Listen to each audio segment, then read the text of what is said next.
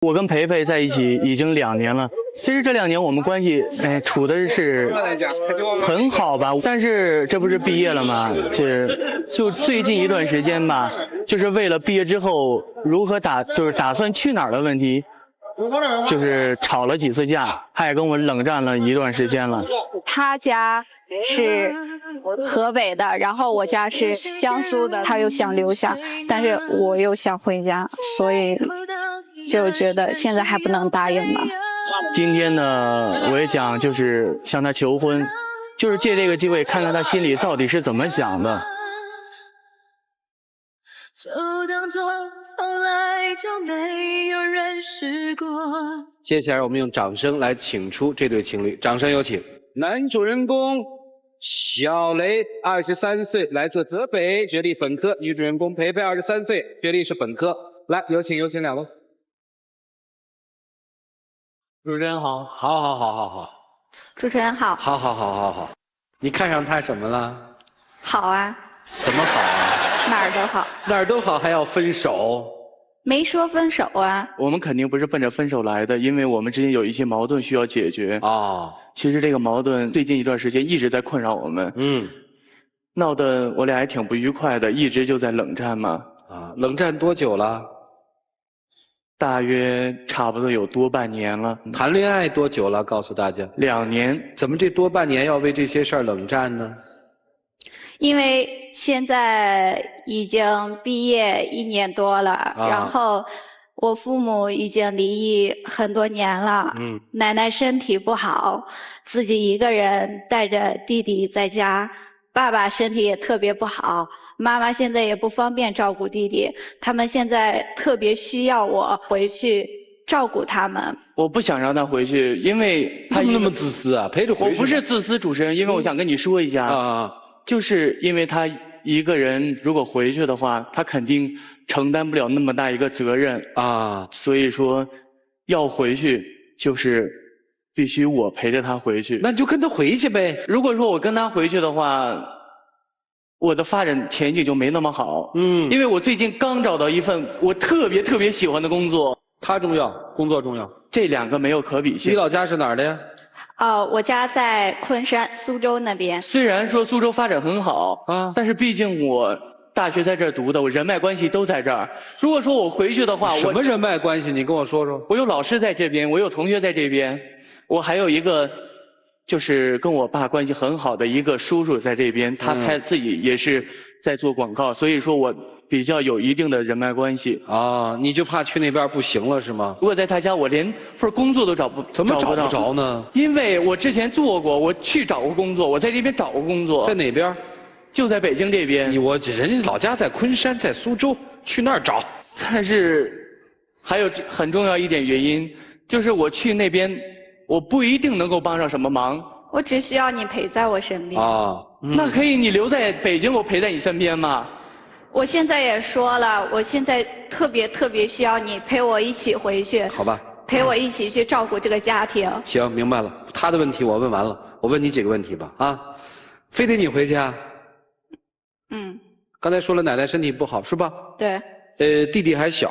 对，他明年参加中考。那你弟弟这么多年来跟谁一起生活呢？跟奶奶。妈妈呢？妈改嫁了。爸爸呢？他身体不好，行动不方便，所以要回家照顾爸爸去，是吧？对。你爱他吗？爱。你让步吧。但是我爸妈因为是从商的，他很希望我也回老家去从商。当时我为了跟他在一起，留在北京，我跟他们吵了也不止1次架。如果现在我跟他回了昆山，那我父母本来已经退了1步。他们绝不可能再退另一步的。那就两地恋嘛。我也跟他提过，如果说有能力的话，我把你奶奶或者把你家庭跟你接到这边，我来照顾你们。但是这不可能啊！这有什么不可能的？这很不现实啊！因为我有那么一个大家庭，我有能力之后还不能照顾他们。它像一棵树一样。你不是只把我接过来就成，你把我弟弟接过来，把我奶奶接过来，你能把我爸爸、我妈妈也接过来吗？不是，你父母不是离婚了吗？你母亲不是改嫁了吗？对啊，但我和弟弟都是跟着爸爸的，就是说我妈妈膝下无子。母亲的养老也需要你们。对。哦，那咱们就异地恋，我又不是没给你提过这个，不是但你同意了吗？但现在问题是我现在特别需要一个人陪我一起来承担这个责任。你为什么总是不能给我一点时间呢？你非得现在逼我跟你回去？我也有等啊，已经毕业1年了。我这1年不是没努力，我从没工作，我到找到一份非常合适我的工作。我知道你努力了，我也知道你在找工作啊。反正说白了就是，他要不跟你回去。你们俩就得完蛋呗！不要分手，他就必须得跟你回去。他不跟你回去就得分手。不要分手。那到底什么意思呢？你得告诉我呀，我没听懂。就要一起回去。哪怕是给我1、2年的机会，如果说我在这边不奋斗，我就跟你回家的话，我会觉得我这辈子会非常的可惜。明白。我连奋斗的机会我都没有吗？你就不能再妥协一次吗？你每次都那么宠我，那么爱我。我可以宠你一辈子，我还可以爱你一辈子。但这一次不是宠不宠的问题，是现实就摆在我面前，我不能现在跟你回去。我现在也面临一个现实问题呀。我们看看啊，别着急啊。他母亲，你们有缘分的话，就是你未来的丈母娘接受了我们的采访，你听听啊。喂，您好，您是培培的妈妈吗？是。现在培培和小雷的感情可能遇到一些问题，然后求助到我们节目，您对他们2个人的这个事儿怎么看啊？我同意是在一起，同意他在一起，但是我的有条件，我必须叫小雷上我们苏州来结婚。我和他爸爸离婚也那么多年了，他爸爸身体也不好，弟弟吧，马上都该考高中了，没人管也不行啊，最起码给他弟弟完成学业，还得给他弟弟买房子。没房子，弟弟怎么娶媳妇啊？再一个，我的身体也不好啊。所以您现在首先呢，要求小雷跟培培一起回苏州是吗？是，我要求他们回苏州。那如果他们2个人要执意留在北京呢？那我不同意。你问他，如果要是能担起这个家了，我叫姑娘嫁给他；如果他担不起这个家，我就叫姑娘回来，我在苏州给他找一个好的家。培培，你难受吗？为什么难受？是你妈说的让你觉得不舒服是吗？妈妈哪句话说的让你不舒服呢？我来告诉你好不好？我听着作为一个外人我挺愤怒的，太自私了，把女儿当成了什么？对于这个家他们做母亲的没有尽到责任，改嫁了吗？凭什么要求女儿承担这个家？凭什么要求女儿给弟弟买房子？你也寒心啊，小伙子，你准丈母娘这话你听了以后有什么感受吗？其实他妈这个想法我早就知道啊，所以说，假如我现在跟他回昆山，他妈要求的我肯定做不到啊。但是我会在这边特别的努力，如果说有可能的话，我还有可能去接近他妈的目标，我还有可能跟他在一起。行，小伙子就是一心一意要跟人好，对不对？但是前提是我不能跟你回昆山。是。今天你手里拿的是什么？这是我俩好的第2年，我过生日，他给我送的一个手工相册，记录了我们这2年的点点滴滴。哇，做得很漂亮啊！记得你骑小车大冬天跑到昌平给我买粥喝，记得你骑小车带我出去兜风，记得你骑小车带我去超市，一次一次，记得属于我们的小车的所有的回忆，记得你对我所有的一切一切的好。当时他为了做这个，手都被弄破了。如果我没有记错的话，在这个相册的第1页是一句歌词，我能够想到最浪漫的事是和你一起慢慢变老。最浪漫的事是和他一起慢慢变老，那么最现实的事情是什么呢？我想跟他一起回家。那你这是带条件的。不是我不想留下来，现在面临这么一个现实的问题，我真的没办法，我需要一个人陪我一起来承担，可能他不需要陪我承担什么，但我需要有一个人支持着我。那你为什么总把你家那些关系压在我们之间呢？我觉得非常的累，每次你提你家那些事儿，我不是没想过，我都跟你说了，我想过，但是你总是还会每次都把他们压在我们关系之间。不是啊，我们俩在一起之前，你就已经非常清楚，你就已经知道我家是这种情况，你忘记了你当时怎么承诺我的？你怎么说的？你说你会陪我一起面对，那你现在又是怎么做的呢？好委屈啊！怎么我这么爱的男生不能帮我分忧呢？你就跟我回家吧。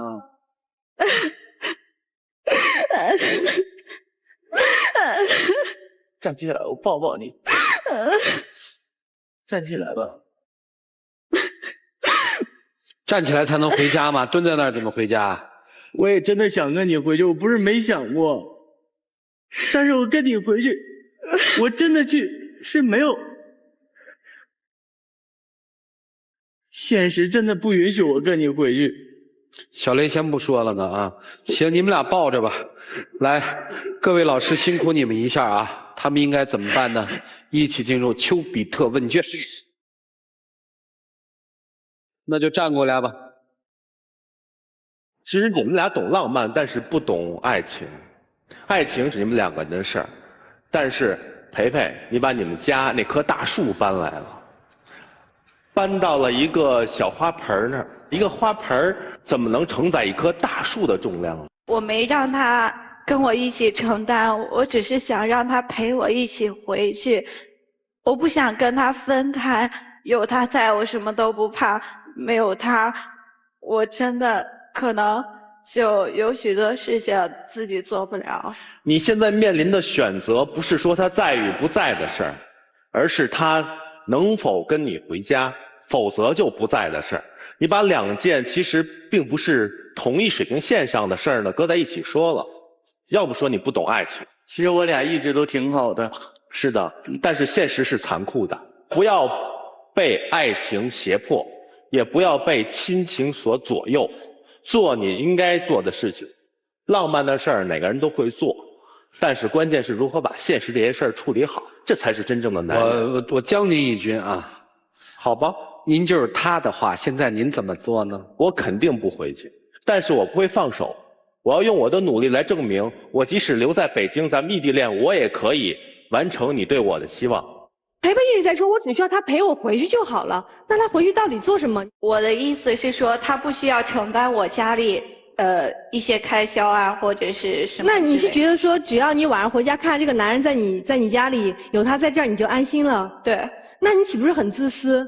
你用他对你的爱来要挟他，要求他放弃他所有的一切。但是现在我面临的是你面临的，不是他面临的。一个男人对于他来讲，他说了一句话，说如果我没有我的事业的话，我可能会后悔。你难道不希望他有点他的事业以后再跟你回去吗？我觉得他回去也可以发展。如果他就想在这儿呢？如果爱是成全，你能成全吗？我们不如果了啊，我也直接问的直接一点吧。你现在就是小姑娘，你怎么做？我肯定不要他回去，因为我觉得，如果他真的为了我放弃他想要的东西，回家以后他永远会跟我责备，他也许会痛苦，而且这种痛苦不知道痛苦到什么时候，最后的痛苦也可能是我们两个分开了，也许我们两个一辈子的婚姻都在吵架。培培，我不喜欢你妈妈，因为我从你妈妈的这个话里听到的是如何教会你把责任放在别人身上。因为他把他的责任放在了你身上，而你的背影那么的瘦弱，让我那么难过。这么好的一个男朋友，他那么的爱你，正是因为他这么多年无微不至的呵护你，才让你离不开他。你希望你到了一个新的环境中，或者回家去，你还希望他陪着你，给你呵护。但他还有一份追求事业的心，这是多么棒的一个男朋友啊！你要认清楚，其实作为旁人并不赞成你妈妈那种把应该属于自己责任那一部分转嫁到别人身上。你都感觉到累了，你男朋友那个爱你的人，他没有感觉到累吗？你就那么忍心吗？蔡老师，你要这小伙子你怎么办？异地恋有舍才会有得。但是我觉得他呢，小雷，我觉得你刚刚有一句话我听了其实不太舒服，就是人脉这个词。你刚刚走进社会，其实在社会工作里面可能会有很多需要这样那样帮忙的空间，但是从一开始先不要有一个依赖的思想。老师，我想说一下，我并没有对人脉的依赖，但是我拥有的这些东西可以帮助，也可以让我快速的成长吧。如果说我去那边，我是真的是义无。其实我更担心你的不是你不上进，而是你未来的急功近利。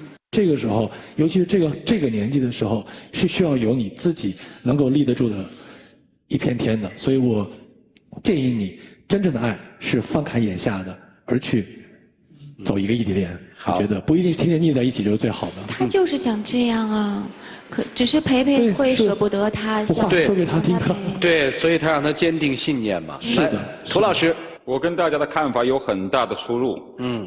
这件事情分两面来说，无数次相同的桥段在这个舞台上表演，告诉所有的女生一个问题：在热恋当中，男人的豪言壮志和甜言蜜语一文不值。当需要他做出真实的奉献的时候，他就开始退缩了。一个女人可以为一个家庭10月怀胎、重负临盆、分娩之痛，那为什么一个男人不能为一个女人远走他乡呢？我认为这才是真实的奉献。要到真当的到那坎上的时候，考验那些所谓的甜言蜜语和海誓山盟的时候就到了。这是一头。另外一头，当听到你母亲的电话的时候，我又为这个男孩子很担心，因为他去了之后，很有可能像当初的老李一样，记得吗？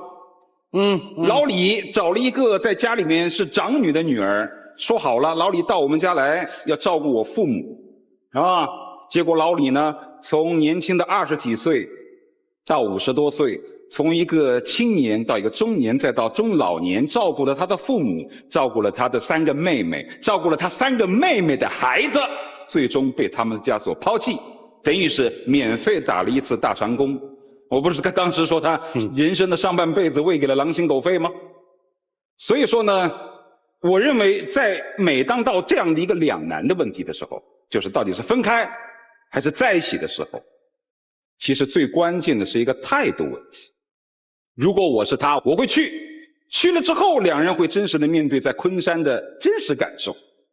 如果到了昆山，我努力了，我找不到工作，而你的母亲依然骄昂跋扈，把所有的重担都压在我们身上，女朋友会切实的感受到来错了。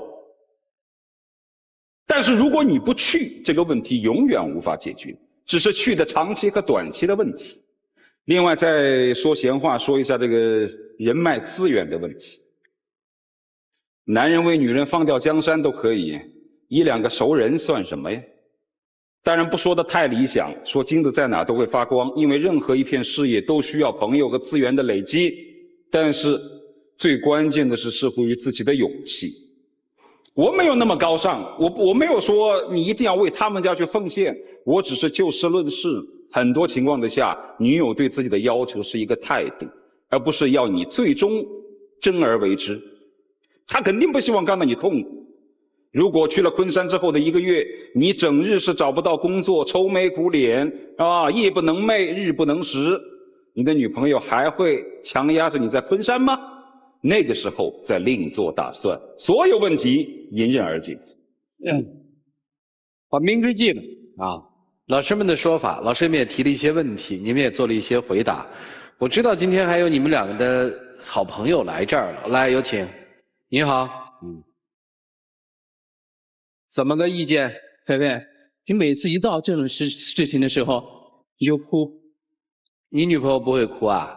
我没有女朋友，谢谢。一遇到这种事情哭有用吗？然后马伊琍刚才妥协了，哭有用啊？有用，为什么要哭呢？啊？女人哭很有用的，你没谈过恋爱，我不跟你说。啊，培培，你有没有想过，马伊琍跟你去苏州以后，她将面临一个怎么样的事态？我知道。你让她去照顾你的父母，这样很自私，你知道吗？我自私，我也觉得他自私啊。我想问一下，我还自私吗？你怎么就不能陪我回去啊？好，如果我选择陪你回去，就像他说的，我爸妈怎么办？我爸妈也接到你们家去照顾吗？兄弟，这是人脉吗？这是我从小应该算人脉吧？这就是我要告诉你的。我知道你们俩的朋友上来，只要一张嘴，肯定事情就激化。因为你不了解事实的真相是什么。因为他俩在一起，我是一直看着的，许多的事情，很多的事情都是马伊琍，你懂吗？马伊琍在处于一个弱势的。我跟你说，恋爱当中的很多事情，我们做外人的千万不要说我们都明白，我们是看的。很简单，他们俩接吻的时候，他内心什么滋味，你懂吗？我不懂。所以我说你不要这么说嘛。这件事情，我跟你说有很多评判的角度，所以你不要那么就一味的站在你朋友那个立场上面去看。我也不是说就偏向这个姑娘，你明白我说的意思吗？你很温和的，你告诉她，就说你这兄弟是怎么痛苦的呀？他是怎么琢磨的，怎么思考的？你们应该以情动人嘛。在你们为了这件事去访问的时候，你不知道，你真的不知道，马爱雷是表现的是多么的低落。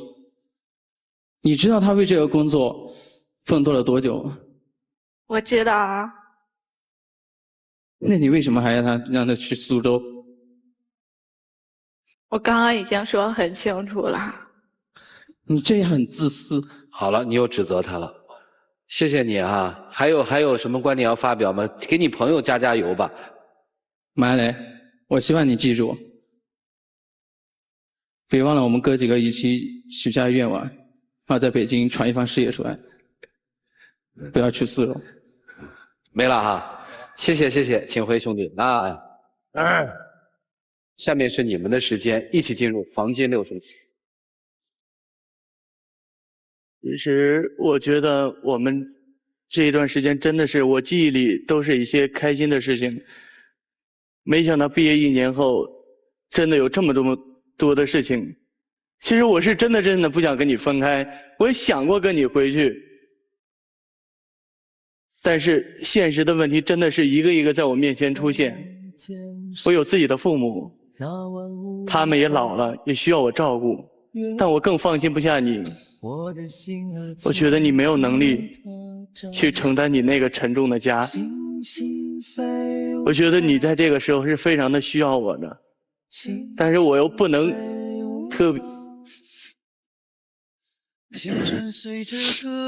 但是我不能在这个时候给你一个安慰。其实我觉得自己挺没用的，但是我真的不想跟你分开。你再抱抱我好吗？我以为爱像永远那么长，在1个月后淡淡的。别怕，有什么事有我呢，大不了我就跟你回去。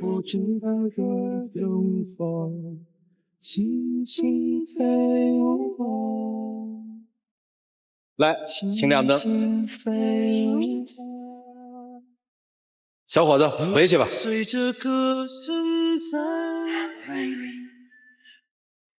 回到那儿吧啊！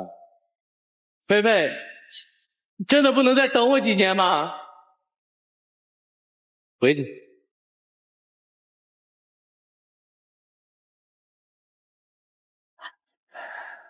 培培啊，生活千万别使性子啊！人都说了嘛，我要陪你回去嘛。虽然说了个大不了，来，请关门吧。哎，拿起你们手里的表决器，你们觉得接下来他们会订婚继续往前走呢，还是因为这样一个现实的问题而分手？来，请选择。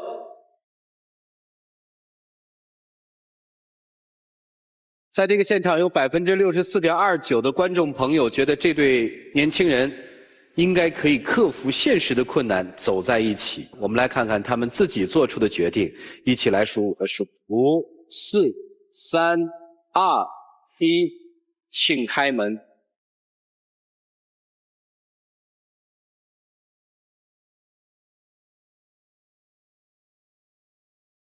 别动！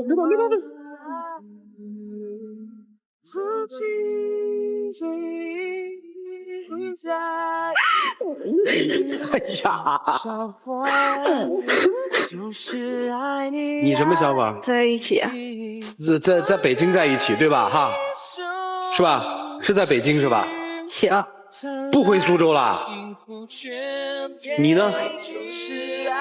你呢？其实刚才在抱他那一下，我想了很多。你快说你要干嘛？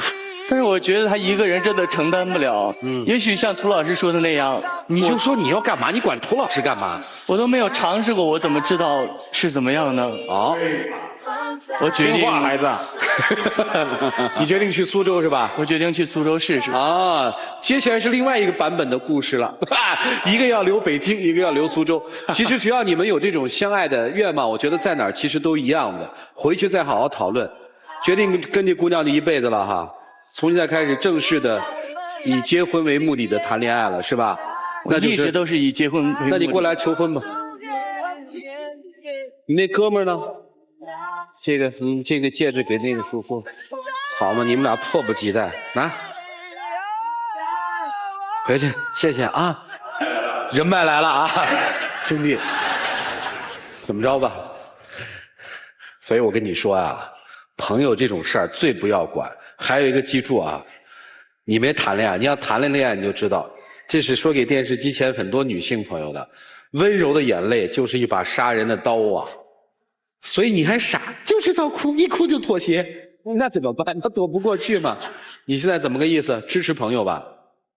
既然马爱磊已经做成这样了，我只能支持他了。啊，就是在北京大家一起好好创业，他们去苏州其实也可以给一些帮助。对对对，对不对？对，是不是？对，祝福他们吗？祝福你们啊！加油！好吗？真想清楚了吧？想清楚。好了，在这里要感谢杰利亚为本节目嘉宾订婚提供的套装礼盒，同时要感谢天津东尼佩奇钻石为本节目嘉宾提供的订婚钻戒。接下来，让我们一起来见证这对年轻人浪漫而神圣的时刻。来。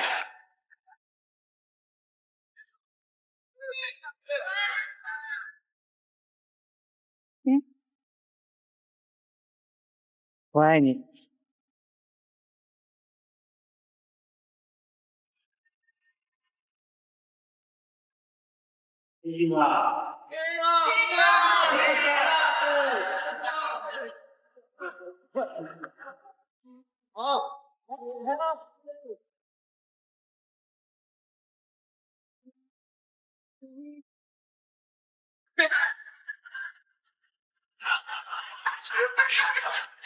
还哭呢？目的达到了还不给笑一笑？谢谢。回去别吵了，不管是异地去苏州还是留北京，只要你们有爱在，都能克服。原则就是，既然爱对方，稍微替对方多想一点，好吗？祝你们幸福。谢谢。谢谢你们，谢谢。